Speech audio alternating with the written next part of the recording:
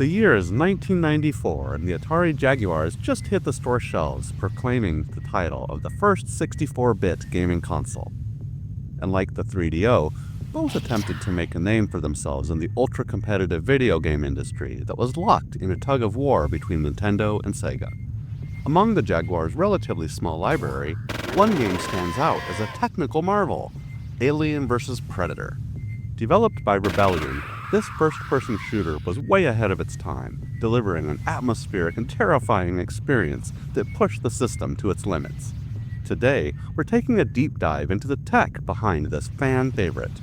Released in October 1994, Alien vs. Predator was one of the games that helped the Jaguar stand out, offering an experience that rivaled the big hitters of the era.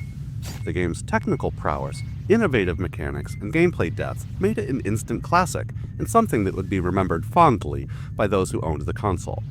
In addition to a favorable reception from critics, Alien vs. Predator became the Jaguar's killer app, with a worldwide total of approximately 300,000 copies sold. Disengage. As we begin our exploration, I'd like to point out that this video is divided into two parts. First, we'll discover the technology that brought this game to life, why it was so impressive for its time, and how it holds up today. In the second part, we'll dive into some hypothetical what-if scenarios, imagining how the game could have been even better if it had been released on the Atari Jaguar CD. So get ready to totally geek out with me for a while in this retro gaming boss deep dive of Alien vs. Predator for the Atari Jaguar. Let's rock!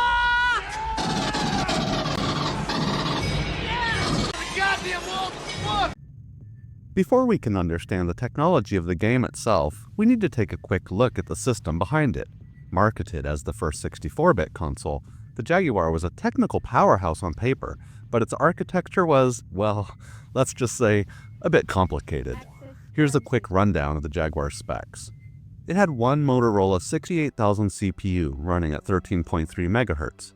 This 16-bit processor was the main chip that handled game logic, enemy AI, and such. Additionally, the console featured two custom 32-bit RISC coprocessors, also for Motorola, running at 26.6 MHz each. These handled the graphics, sound, and math coprocessing. Those chips were commonly referred to as Tom and Jerry, and served as the graphics processing unit and digital signal processor. The Jag also had a custom Blitzer chip that was used to move game data across the system's 64-bit system bus, and yes, this part really was 64-bit. This unique combination of 16, 32, and 64-bit components gave the Jaguar extra power and flexibility, at the cost of being more difficult to program for. According to some who've developed on the system, at its best, the Jaguar was good at multitasking, with its 68,000 CPU managing logic operations, while the rendering of graphics was offloaded to the GPU, and the audio was processed by the DSP. It's also important to recognize that the Jaguar was designed during a transition period from when gaming consoles entered the 5th generation and started to move from 2D to 3D graphics. While the Jag's architecture really excelled at 2D games, it also featured some early 3D capabilities. And while this all sounds great in theory, as we'll see, this complexity became a limitation on certain aspects of Alien vs. Predator's performance. To wrap up on the specs, the Jag also featured 2 MB of RAM and supported the special VGA display mode with a resolution of up to 640 by 480 pixels, although most games ran at the lower resolution of 320 by 240 pixels. It also had a 24-bit true color palette and 16-bit stereo CD quality audio to produce the game's excellent sound effects. Despite the 64-bit marketing, the Jaguar's performance really depended on how well developers could harness its multiprocessor design. While some of the system's other games struggled with optimization, as we're about to see, Rebellion forged new ground to maximize the system's capabilities with Alien vs. Predator. AVP wasn't just another shooter, it was a technical leap forward in first-person shooter games on the console format. Let's break down how this game made the most of the Jaguar's potential. Its most visible feature was the use of digitized graphics within a straightforward 3D world. The game also provided the choice of 3 different playable characters, the Alien and Predator of course, and also a Colonial Marine. Each of these characters had unique abilities, objectives, and gameplay strategies, which offered radically different gameplay experiences. Here's the breakdown. The Predator's campaign is considered by many to be the easiest of the three. Its mission is to kill the alien queen and claim her skull, naturally.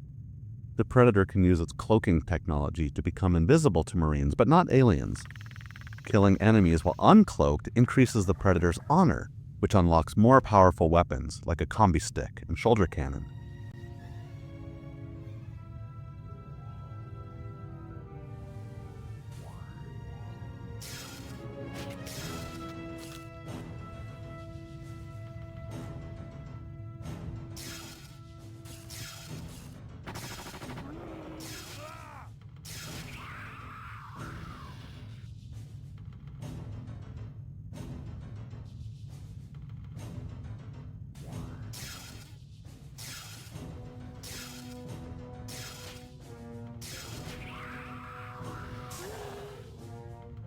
The Colonial Marine campaign provides a middle ground of gameplay challenge. As Private Lance J. Lewis, your mission is to escape the spacecraft Golgotha, which has been overrun by both aliens and predators. You must find weapons and other items to survive while avoiding enemy attacks. What on earth got a hold of this guy?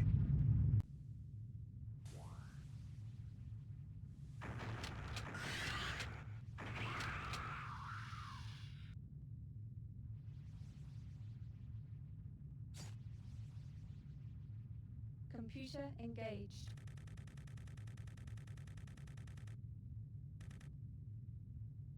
The Marine uses a helmet HUD to display ammo and health, adding to the immersion, especially with how the motion tracker really ratchets up the suspense, just like in the Aliens movie.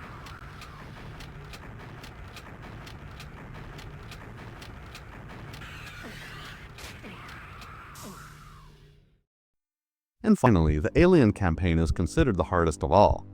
The goal is to rescue the alien queen that's being held in the Predator spacecraft, while killing Colonial Marines and Predators along the way. One of the game's unique gameplay mechanics is that the alien can't heal, but it can cocoon fallen Marines.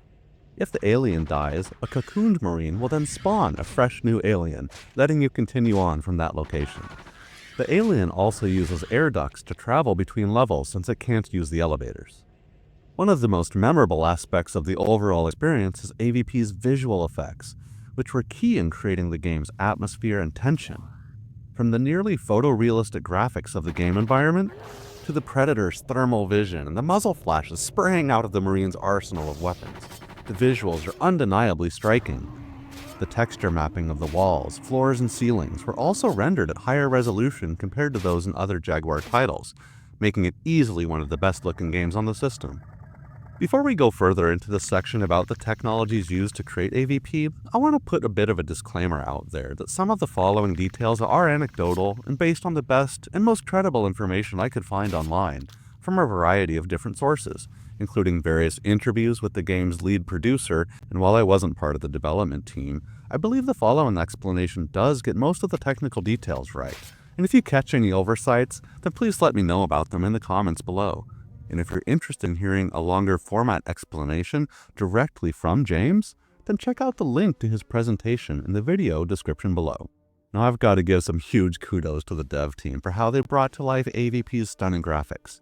Breaking new ground, they boldly innovated novel approaches, such as creating custom tile panels for the environmental textures and for using model figurines to create the character sprites. Production sketches were first created for the characters and environmental tiles, and then the developers built a set of real physical tiles in 5 by 5 inch squares that were made from latex, wax, and resin, and airbrushed to add details. These tiles were then photographed using a 35mm camera and digitized to be used as in-game textures on the walls. Similar materials were used for the character figurines, some of which were custom made specifically for the game. The character animations were filmed using stop-motion animation, which was then digitized to create the sprites. The quality of the graphics that were a result of these innovations made Alien vs. Predator look even better than some early PC shooters and far ahead of most console-based FPSs at the time. Rebellion's development team also worked directly on-site with the Jaguar hardware engineers to fix certain technical issues.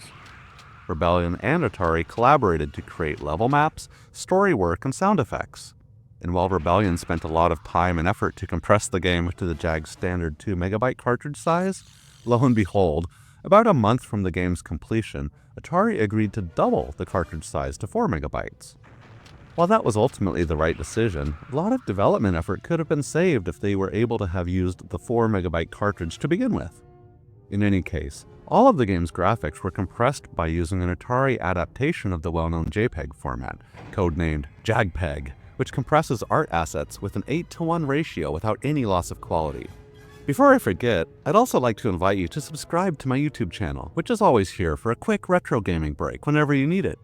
I appreciate your support, since it's the only way that YouTube will highlight my videos and help my channel to grow.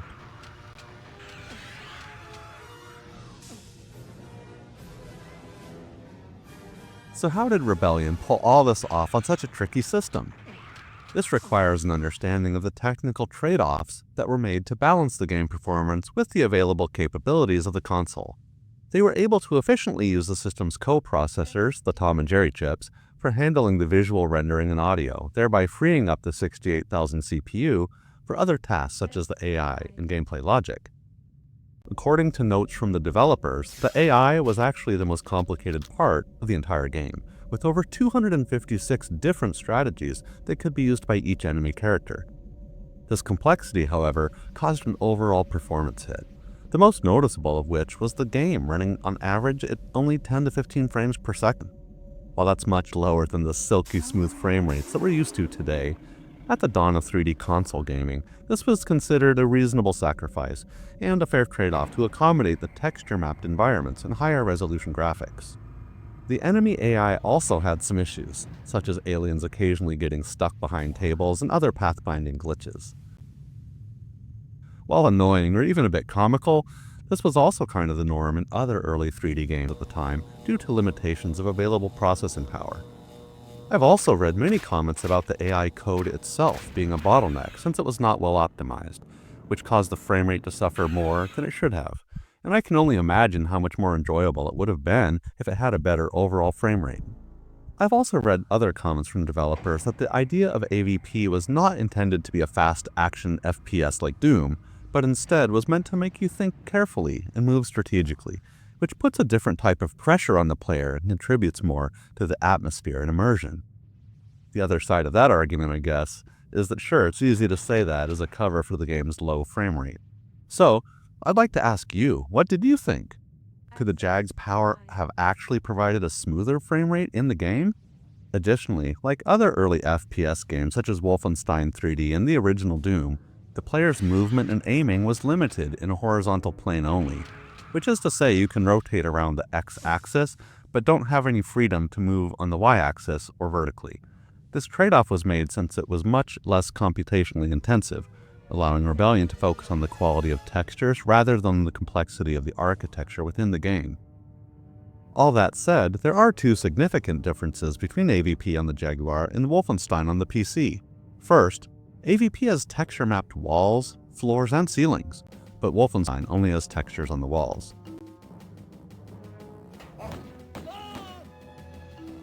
Also important to note is that AVP uses depth cueing, where things get darker the further away they are from you. And while this feature was easily done on the Jaguar, it was much harder to perform on other hardware. The Jaguar was also able to rotate, scale, skew, and lighten, darken graphics in a single operation given the capability of its GPU. Another trade-off was the color palette. The main game ran in 16-bit color mode, however, the cinematics still rendered in full 24-bit true color. Using a limited color mode relieved some of the workload on the GPU and reduced the game data taking up less space in RAM. AVP also utilized the Jag's Blitter chip to stream textures onto the game's surfaces more efficiently. In the audio department, the DSP was used to great effect, handling 3D positional audio, which made the creepy sounds of the aliens hissing directional. Many of the audio effects and voice samples were sourced from the Alien and Predator films and were very high quality, which were crystal clear and immediately believable. And while there wasn't any in-game music aside from the cinematics, this game relied heavily on its use of atmospheric sound effects, which succeeded due to its strong audio design. This all created a foreboding mood that made the labyrinthine hallways feel that much more threatening.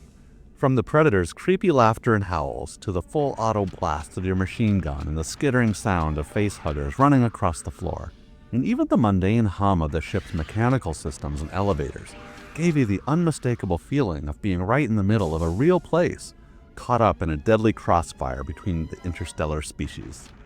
As a funny bit of trivia, the alien shrieking sound was actually created from an audio recording of one of the sound engineer's baby daughter, which was then sped up and manipulated to form that unmistakable and frightening sound effect. All of these features and gaming goodness was then packed into a cartridge that was literally brimming full of game. There was literally no space left to add any other features. Everything was compressed to its absolute limit, and the game still filled the entire cartridge memory, except for a trivially small 3 bytes remaining, which in and of itself is a pretty remarkable technical accomplishment. You definitely got your money's worth on this one. So despite the technical wizardry showcased in AVP, there were some aspects that still felt a bit lacking. This included the limited draw distance that was used to hide pop-in, and was a common trick on the Jaguar and other systems at the time, like the Sega Saturn and even early PlayStation games. There was also no multiplayer mode, which is thought to be due to memory constraints, and is something that we'll revisit in the second part of this video about some additional features that were planned for AVP's sequel. Something that always felt like a thorn in the side was the game's auto-mapping, which would reset each time you transitioned from one level to another. And while the auto-mapping was a really nice addition, it became frustrating if you took a wrong turn and then re-entered a prior area, which would make your map essentially disappear. And one of the most frustrating technical elements to me personally is AVP's limited save functionality. Enemies would respawn when you reload your game in areas that you had previously cleared, and item placement within each level was randomized as well, which sometimes made the gameplay turn into a bit of a slog. This is since the cartridge was only allocated somewhere around 256 bytes for save data. Yes, I said bytes, not kilobytes or megabytes of storage space, meaning that all that could be saved was your player class, location, and weapons, ammo, keys, and all of the enemies and items would respawn upon loading. Related to storage limitation on the cartridge media format is that some of the enemies didn't have images of them moving left or right or back, but only had one front-on view that stayed the same despite your movement around them. It also felt like there weren't enough various types of different enemies, which kind of made certain stretches of gameplay feel a tad boring. We also need to talk about the game controls. This game was released before analog controllers became the norm, and relied on the traditional D-pad to navigate through the 3D corridors. Don't get me wrong, the controls aren't bad overall, but in comparison to playing using mouse and keyboard, the controls in AVP felt a bit sluggish, which made it harder to move quickly and precisely, especially when the action heated up. Despite these compromises, it's clear to see that AVP did a good job overall balancing its ambition as a game with the technical realities of the system, and what it did bring to the table made it Jaguar's most immersive and visually impressive game.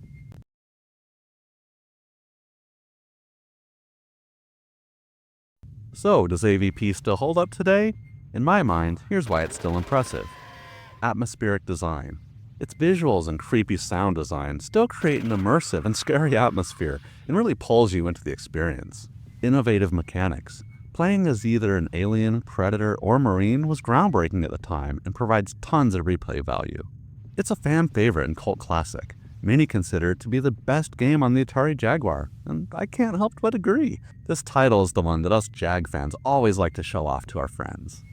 In terms of playing AVP today, it can still be enjoyed on the original Jaguar hardware, which is a real treat, but can be an expensive proposition, but provides the most authentic experience.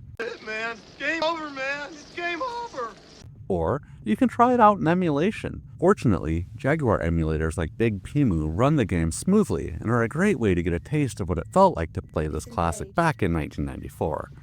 I'll leave the link in the description below pointing you in the right direction if you want to give it a go.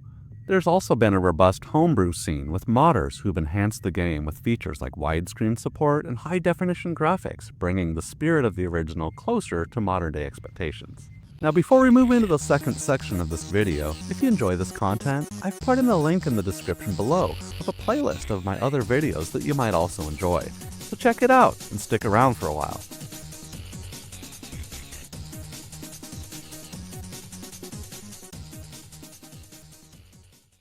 Part 2. What could have been. So as we've seen with some of the limitations of the original AVP, As revealed in interviews with Rebellion developers, there was still significant untapped potential in this title. Atari had plans for a CD version, with the speculatively titled Alien vs. Predators 2 Annihilation, but that was cancelled shortly before the company discontinued the Jaguar platform. So, in the spirit of good fun, let's imagine what potential improvements could have been made in a CD version of this game that would have been the ultimate version of AVP on the Jaguar.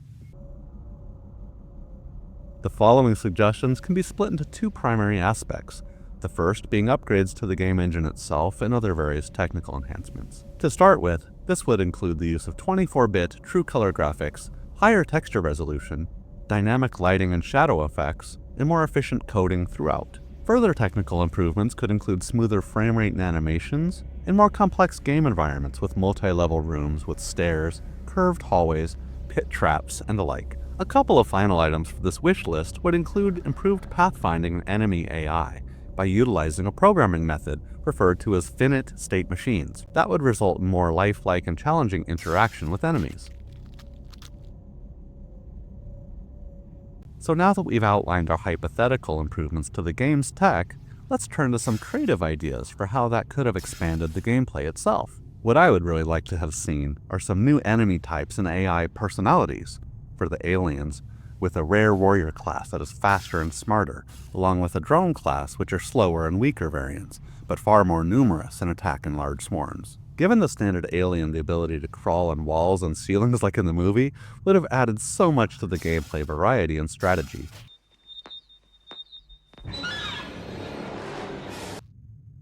Lastly, having dead bodies burst open with face huggers would have been a gruesome and terrifying improvement. For the Predators, this could include elder Predators with greater combat capabilities, stats, and more powerful weapons. Also, adding an auto-tracking mechanic to the shoulder cannon would provide targeting that's more accurate to the film.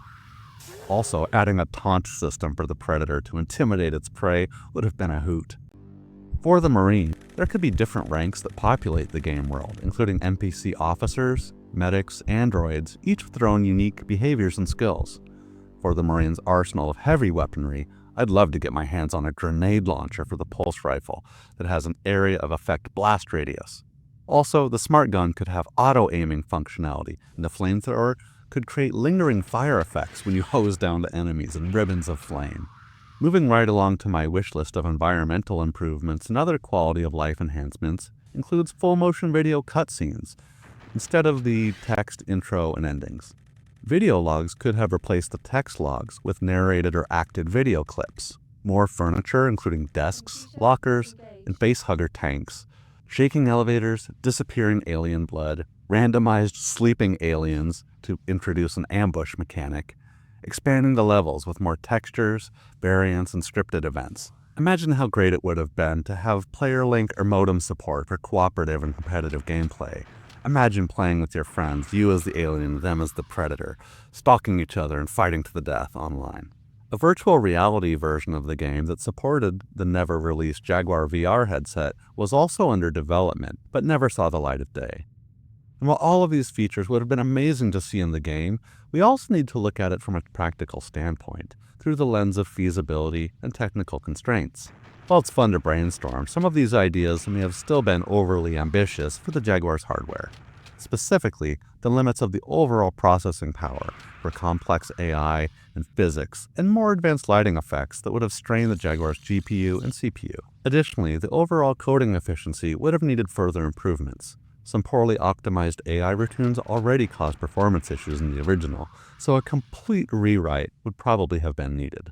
So given this, we'd have to ask, would it have even been possible for the Jaguar to handle? I'd really like to hear your thoughts, so please be sure to drop a comment below. Even more than 30 years after its release, Alien vs. Predator stands as a testament to the Atari Jaguar's potential. Its atmospheric tension and diverse gameplay helped define a whole new type of console shooter. It's not only a relic of the past, it's a game that helped shape other future Alien vs. Predator games that were created by Rebellion development later, as it extended the franchise with the Windows version of AVP in 1999. So I'd like to wrap up with a word about why I believe AVP is by far the best game on the Jaguar. Despite any imperfection, no other title matched the technical brilliance of AVP. So in the final analysis, while the Jag's library is relatively small and included some other titles that were hit or miss, AVP proved the system could punch above its weight. It wasn't just a great Jaguar game, it was a great game, period. If you're a fan of survival horror, first-person shooters, or just curious about the Atari Jaguar, Alien vs. Predator deserves a place on your radar. Thanks very much for watching. If you enjoyed this deep dive, please hit that like button for me. What's your take on Alien vs. Predator? Or what could it have been, or should have been? Let's discuss. And if you're new here, welcome to the channel. Why not go ahead and subscribe for more feel-good retro gaming content? Alright everyone, this is the Retro Gaming Boss signing out, reminding you to keep your games old school and to keep your pulse rifle locked and loaded. Thanks for watching, and I'll see you on the next one.